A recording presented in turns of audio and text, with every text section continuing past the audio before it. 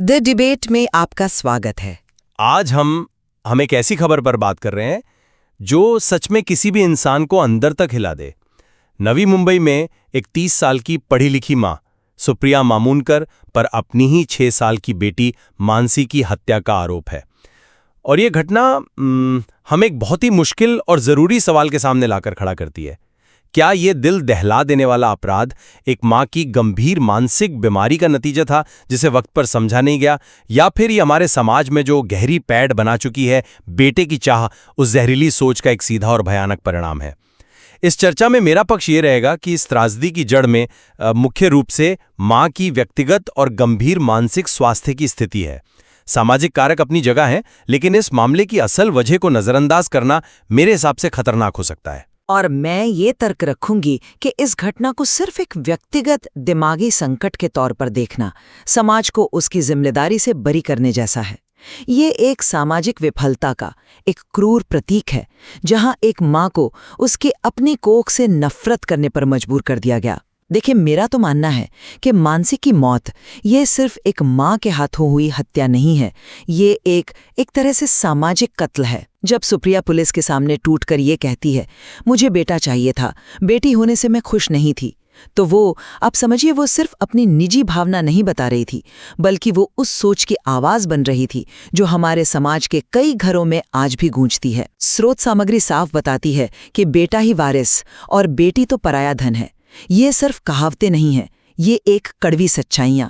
और सबसे परेशान करने वाली बात तो ये है कि सुप्रिया एक बीएससी ग्रेजुएट थी, उसका पति एक आईटी इंजीनियर है। मतलब ये जहरीली मानसिकता अशिक्षा या गरीबी तक सीमित नहीं है, ये हमारे पढ़े लिखे तथाकथित मॉडर्न तबके में भी उतनी ही गहरी है। उसकी नफरत, जैसा कि स्रोत कहता है, उसकी अपनी नहीं, समाज की दी हुई है। हाँ, वो डिप्रेशन में थी, इस बात से इनकार नहीं किया जा सकता, लेकिन सवाल ये है कि उसके डिप्रेशन को इस जानलेवा नफरत में बदला किसने? उस बीमारी को हथियार बनाकर एक बच्ची के खिलाफ किसने खड़ा किया? इसका जवाब है सामाजिक दबाव। मैं आपकी बात की गंभीरता को बिल्कुल समझता हूं, लेकिन मैं इसे एक अलग नजरिए से देखता हूं। इस पूरी घटना को सिर्फ सामाजिक दबाव के चश्मे से देखना मेरे हिसाब से मामले की जो सबसे अहम और सबसे फौरी सच्चाई है उसको अनदेखा करना है। सुप्रिया की गंभीर और शायद लंबे समय से चली आ रही मानसिक बीमारी। स्रोत के मुताबिक वो 2024 से डिप्रेशन का इलाज करा रही थी, लेकिन उससे भी ज्यादा चौंकाने वाला तथ्य यह है कि उसने पहले भी अपनी बेटी को नुकसान पहुंचाने की कोशिश की थी जब मानसी सिर्फ 1 महीने की थी।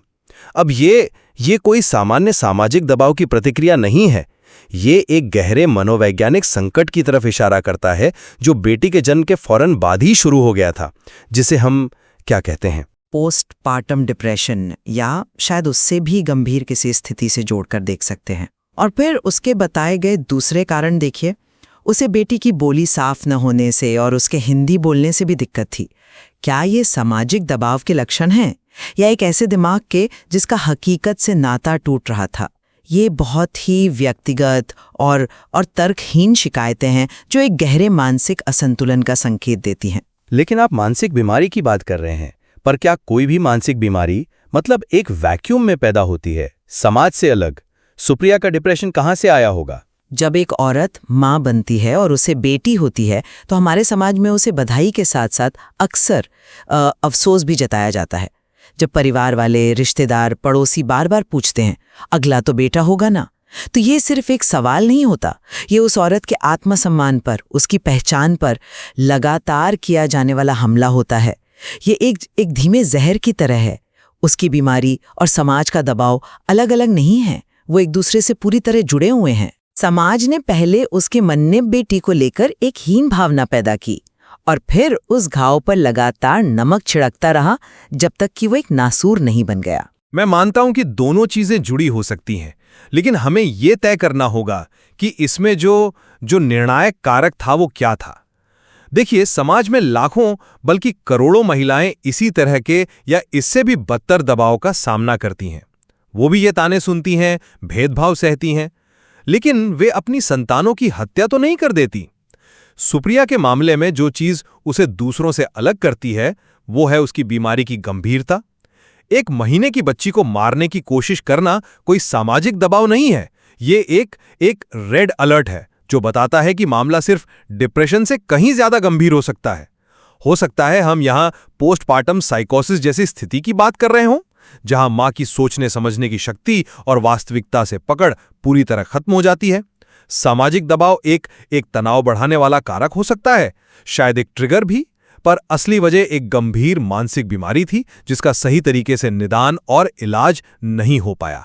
यह एक दिलचस्प तर्क है, पर आप जिन तथाकथित तर्कहीन शिकायतों की बात कर रहे हैं, जैसे बेटी की बोली साफ न होना या उसका हिंदी बोलना, मैं उन्हें बीमारी के लक्षण के तौर पर नहीं, बल्कि उस गहरी नफरत को सही ठहराने के बहानों के तौर पर देखती हूँ। आप सोचिए, समाज ने उसके दिमाग में एक आदर्श संतान की तस्वीर बना दी थी और वो तस्वीर एक बेटे की थी। अब जब मानसी एक बेटी के रूप में उस तस्वीर पर खरी नहीं उतरी, तो उसकी हर छोटी बड़ी बात, हर तथाकथित कमी सुप्रिया को चुभने लगी। ये उसी तरह है जैसे अगर आपको कोई रंग नापसंद हो तो उस रंग की हर चीज में आपको खराबी दिखने लगती है। असल समस्या बेटी का होना था, बाकी सब तो उस नफरत को पोसने के बहाने थे। समाज आपको बताता है कि बेटी कम है, तो फिर आप उस कमी को हर जगह ढूंढने लगते हैं। लेकिन क्या एक स्वस्थ दिमाग, चाहे वो कितना भी पूर्वाग्रही क्यों ना हो, अपनी 6 साल की बच्ची की बोली या भाषा को उसकी हत्या का कारण बना सकता है? यहीं पर मेरे और आपके तर्क में असली फर्क आता है। ये वजहें मुझे बहाने नहीं, बल्कि एक खंडित हो चुके दिमाग की निशानी लगती हैं। एक तर्कसंगत दिमाग वो अनुपात को समझता है। वो समझता है कि बच्चे की बोली की दिक्कत के लिए स्पीच थेरेपिस्ट के पास जाया जाता है, उसकी जान नहीं ली जाती। जब कोई इंसान इस बुनियादी अनुपात को खो देता है, तो ये सिर्फ पूर्वाग्रह नहीं होता, ये एक पैथोलॉजी होती है, एक बीमारी। ये केवल बेटे की चाह का मामला नहीं रह गया था, ये माँ और बेटी के बीच एक ऐसे अस्वस्थ रिश्ते का मामला बन चुका था जिसकी जड़ में माँ की गंभीर मानसिक अस्थिरता थी।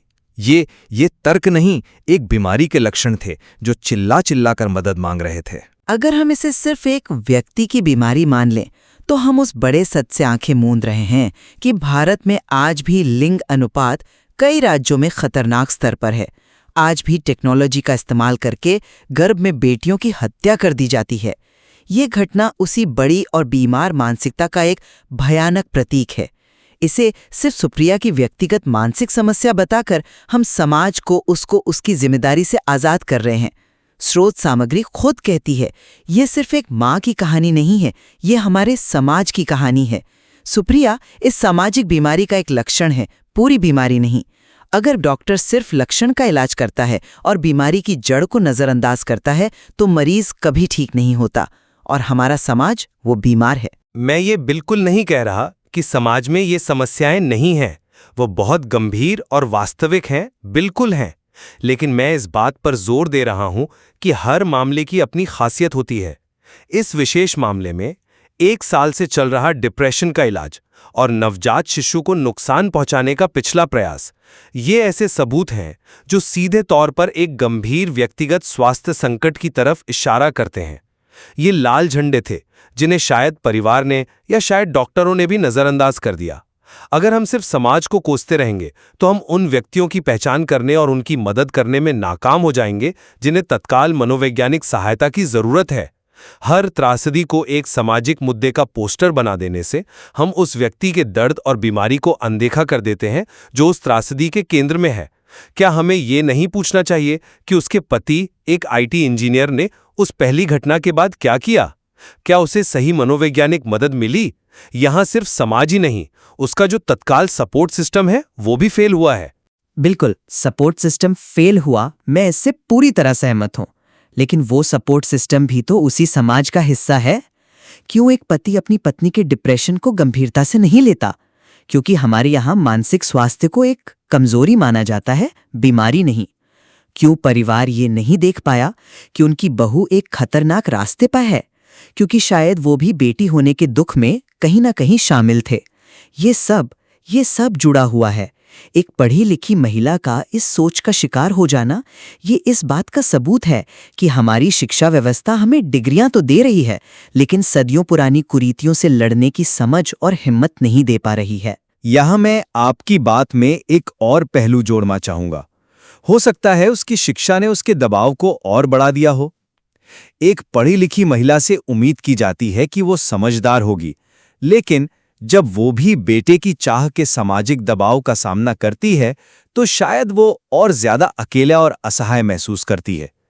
उसे लगता है कि वो अपनी ही उम्मीदों पर खरी नहीं उतर पाई। ये उसके अंदर एक बहुत बड़ा संघर्ष पैदा कर सकता है जो उसकी मानसिक स्थिति को और बिगाड़ देता है।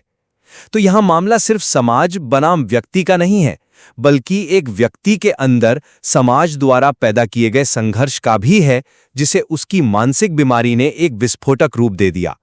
हमें यह समझना होगा कि इस मामले में कई परतें हैं और सिर्फ एक को दोष देना हमें सही जवाब तक नहीं पहुंचाएगा। तो आज की इस चर्चा के बाद मेरा पक्ष तो यही है कि सुप्रिया की मानसिक स्थिति चाहे जो भी रही हो, उसके इस भयानक कदम को, उसको जो शक्ल और दिशा दी, वो हमारे समाज की बेटे को लेकर जो गहरी चाह है उसी ने दी। उसकी मानसिक बीमारी एक सूखी जमीन की तरह हो सकती है, लेकिन भेदभाव और सामाजिक दबाव वो चिंगारी थी जिसने इस आग को भड़काया। यह घटना हमें मजबूर करती है कि हम उन सामाजिक ढांचों पर सवाल उठाएं जो बेटियों को बोझ समझते हैं और माओं को ऐसे अकल्पनीय कदम उठाने पर मजबूर करते हैं। और मेरा मानना यह है कि सामाजिक संदर्भ को समझते हुए भी हमें इस त्रासदी को मुख्य रूप से गंभीर मानसिक स्वास्थ्य विफलता के रूप में देखना ही चाहिए। ये हमें याद दिलाता है कि मानसिक बीमारी कितनी विनाशकारी हो सकती है और समय पर सही मदद मिलना कितना जरूरी है। समाज को बदलने में पीढ़ियां लग सकती हैं, लेकिन एक व्यक्ति की जान, एक बच्ची की जान सही समय पर किए गए मनोवैज्ञानिक हस्तक्षेप से बचाई जा सकती थी।